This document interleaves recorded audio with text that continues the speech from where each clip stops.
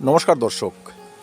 বেদানা বা ডালিম গাছ থেকে ভালো পরিমাণে ফলন যদি আশা করি, সেক্ষেত্রে আমাদের যত্ন শুরু করতে হবে জানুয়ারি মাসের প্রথম থেকে। তার কারণ এই সময় কিন্তু ডালিম বা বেদানা গাছে অনেক রকম সমস্যা দেখা যাবে, আমাদের সেই সব সারিয়ে তুলতে হবে। আর যখন আমরা জানুয়ারি মাস থেকে সেই সমস্ত সমস্যাকে সারিয়ে তুলতে পারবো, তখনই কিন্তু গাছ থেকে পাবো বাম্পার ডালিমের ফলন। তো চলুন দর্শক, দেখে নেই এই সময় ডালিম গাছের সমস্যাগুলো কি কি এবং পরবর্তীতে ভালো ফলনের জন্য কি কি যত্ন সারতে হবে। এই সময় যে সমস্যাগুলো দেখা যায়, এর মধ্যে প্রথমটি হচ্ছে অ্যানথ্রাকনোজ বা গাছের ডালের অগ্রভাগ শুকিয়ে যাওয়া, পাতা শুকিয়ে যাওয়া, ফল ফেটে যাওয়া, এই ধরনের সমস্যা। তাই এই রোগটিকে কিন্তু অবহেলা করলে হবে না। এই রোগটিকে অবহেলা করলে পরবর্তীতে ফলন কম হবে। এই দেখুন, ডালিম গাছের অগ্রভাগ কেমন শুকিয়ে শুকিয়ে আসছে, মানে গোটা গাছ আপনি যদি লক্ষ্য করেন দেখবেন প্রচুর পরিমাণে ডাল এইভাবে শুকিয়ে গিয়েছে। তাই এই সমস্ত রোগ যেন গাছের মারণ সমস্যা হয়ে না দাঁড়ায়, সেজন্য আমাদের এখানে ভালো মানের ছত্রাকনাশক স্প্রে করতে হবে। অ্যানথ্রাকনোজ রোগের জন্য যে সমস্ত ছত্রাকনাশক ভালো কাজ করে, এর মধ্যে একটি হচ্ছে কপারযুক্ত ছত্রাকনাশক, Blitox, blue copper, Amistar top ইত্যাদি। তো যাই হোক, আপনাদের কালেকশনে যেটি থাকবে আপনারা কিন্তু এখন স্প্রে করবেন। যদি এমিস্টার টপ থাকে 1 লিটার জলে 1 ml 10 দিনের ব্যবধানে 2 থেকে 3 বার স্প্রে করে দেবেন, বা কপারযুক্ত ছত্রাকনাশক থাকলে সেটিও আপনার 2 থেকে 3 বার স্প্রে করে দেবেন।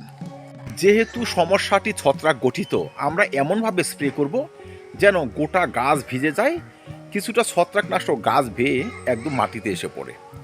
তবে কিন্তু কোথাও ছত্রাকের বাসা থাকতে পারবে না, ধীরে ধীরে আমাদের গাছগুলো সতেজ হতে শুরু করবে। আর এখন যদি আমাদের গাছগুলো সতেজ হয়ে যায়, ফেব্রুয়ারি বা মার্চ মাসে যখন গ্রীষ্মকাল শুরু হবে, প্রচুর পরিমাণে কিন্তু ফুল নিয়ে আসবে। 2 নম্বর সমস্যাটি হচ্ছে ডাইব্যাক। ডালিম গাছের ডাল শুকনো রোগ কিন্তু নতুন নয়, কিন্তু ডাইব্যাকটা এতটা মারাত্মক যে মোটা মোটা ডাল শুকিয়ে যায়, সেই ডালে থাকা ফল, ফুল, পাতা সম্পূর্ণ শুকিয়ে ঝরে যায়। কখনো কখনো ডাইব্যাকের আক্রমণে গাছ মারাই যায়। ডাইব্যাক ডাল মরা রোগ মনে হলেও অ্যাকচুয়ালি এটি হচ্ছে শিকড়ের একটি সমস্যা। শিকড় কোনো কারণে যদি ড্যামেজ হতে শুরু করে, তার এফেক্ট পড়ে ফুলে, ফলে, পাতায় এবং শাখায়। তাই আমাদের স্বাভাবিকভাবে শিকড়ের চিকিৎসা সারতে হবে। আমরা 2 ধরনের পদার্থ কিন্তু ব্যবহার করতে পারি। একটি হচ্ছে 1 লিটার জলে 2 গ্রাম করে খাবার চুন গুলে টর মাটিতে ঢেলে দেব। দ্বিতীয় হচ্ছে আপনাকে পটাশিয়াম হিউমেট বা হিউমিক অ্যাসিড ব্যবহার করতে হবে। দর্শক, পটাশিয়াম হিউমেট যদি আপনারা ব্যবহার করেন, সেই একই পরিমাণে 1 লিটার জলে 2 গ্রাম ব্যবহার করবেন। পটাশিয়াম হিউমেট যদি আপনারা ব্যবহার করতে পারেন, দুটো কাজ হবে। এক, পটাশিয়ামের সোর্স গাছ পেয়ে যাবে। 2 নম্বর হচ্ছে মাটিতে ব্যবহৃত খাদ্য গাছের উপযোগী হবে। পটাশিয়াম হিউমেট শিকড়কে বাড়িয়ে নেবে, কারণ সমস্যা তো আমাদের শিকড়ে, বা কম পরিমাণ ফলন হওয়ার কারণেও কিন্তু শিকড়ে সমস্যা থাকা। তাই এই দুটো উপাদান, ধরুন আজকে আমি চুনগুলা জল ব্যবহার করলাম, 7 দিন পর পটাশিয়াম হিউমেট, ঠিক তার 15 দিন বা 20 দিন পর আবার চুনগুলা জল, আবার 7 দিন পর পটাশিয়াম হিউমেট। এইভাবে 2 বার যদি শিকড়ের চিকিৎসা সারতে পারি, এই বছর কিন্তু আমাদের ডালিম গাছগুলো বেশি পরিমাণে ফুল নিয়ে আসবে এবং বেশি পরিমাণে ফুলকে ধরে রাখবে। মনে রাখবেন, বাহ্যিক চিকিৎসা আপনি যতই সারেন, শিকড় যদি অসুস্থ থাকে, সেই সমস্ত চিকিৎসা কোনো কাজে আসে না। তাই জানুয়ারি মাসে হবে শিকড়ের কঠিন চিকিৎসা। যে সমস্ত শাখাগুলো শুকিয়ে গিয়েছে, যে সমস্ত শাখাগুলো মরে গিয়েছে, সেই সমস্ত শাখাগুলো কিন্তু আমাদের এখন গাছ থেকে কেটে বাদ দিতে হবে। আমরা ভাবতে পারি এখন তো গাছ প্রুনিং করার সময় নয়, ফেব্রুয়ারি মাসে করব, মার্চ মাসে করব। দর্শক, আমরা কিন্তু কাটবো অসুস্থ, অর্ধমৃত বা রোগাক্রান্ত শাখা, সব সময় কাটা যায়। এখন কেটে সেখানে ছত্রাকনাশক লাগিয়ে দেবেন, গাছে ছত্রাকনাশক স্প্রে করে দেবেন, তবে আর কোনো সমস্যা আসবে না। নতুন করে যে শাখাগুলো বেরোবে বা নতুন করে যে ফুলগুলো বেরোবে, তারা যেন ক্ষতিগ্রস্ত না হয়, সেজন্য আমাদের পূর্ণ রোগ এবং পূর্ণ শাখা দুটোই কিন্তু কেটে বাদ দিতে হবে। বেদানা গাছ থেকে ভালো পরিমাণে ফলন আপনি তখনই পাবেন যখন গাছের পটাশিয়ামের চাহিদা আপনি পূরণ করতে পারবেন। গাছে যদি পটাশিয়ামের ঘাটতি থাকে, সেই গাছে কম পরিমাণে ফুল আসবে এবং সেই গাছের ফুল বেশি পরিমাণে ঝরে যাবে। তাই এই জানুয়ারির শেষের দিকে, এখন যদিও না ব্যবহার করেন, জানুয়ারির শেষের দিক থেকে আপনাকে ভালো মানের পটাশিয়ামের সার গাছের গোড়ায় দিয়ে যেতে হবে। আপনি পটাশিয়ামযুক্ত খাবার ওয়াটার সলিউবল গাছে স্প্রেও করতে পারবেন। দর্শক, খাদ্য প্রক্রিয়াটি আমরা এইভাবে কমপ্লিট করতে পারি। ধরুন আপনার একটা 20 ইঞ্চি টবে গাছটি বসানো, সেক্ষেত্রে আপনি কি করবেন, 1 মুঠি হাড় গরু নেবেন, 20 থেকে 25 গ্রাম হাড় গরু নিয়ে নেবেন। সেখানে আপনি লাল পটাশ ইউজ করবেন 10 থেকে 15 গ্রাম, সিঙ্গেল সুপার ফসফেট বা বাংলাদেশের বন্ধুরা টিএসপি নিয়ে নেবেন 10 গ্রাম। সেখানে আপনি অনুখাদ্য ব্যবহার করবেন, যদি অর্গানিক হয় 10 গ্রাম নেবেন, যদি আপনি রাসায়নিক অনুখাদ্য ব্যবহার করেন 3 থেকে 3 গ্রাম ধরুন নেবেন, বোরন নেবেন 2 গ্রাম। এই যে উপাদানগুলো, যদি আপনাদের কাছে সর্ষের খোল থাকে 10 গ্রাম নেবেন, গোবর সার থাকলে 1 মুঠি নেবেন, না থাকলে বাদ দিন, নিতে হবে না। এই কয়েকটি উপাদান একত্রে ভালো করে মিশিয়ে টরমাটিতে দিয়ে দেবেন জানুয়ারির লাস্ট দিকে, ধরুন 20-25 তারিখে।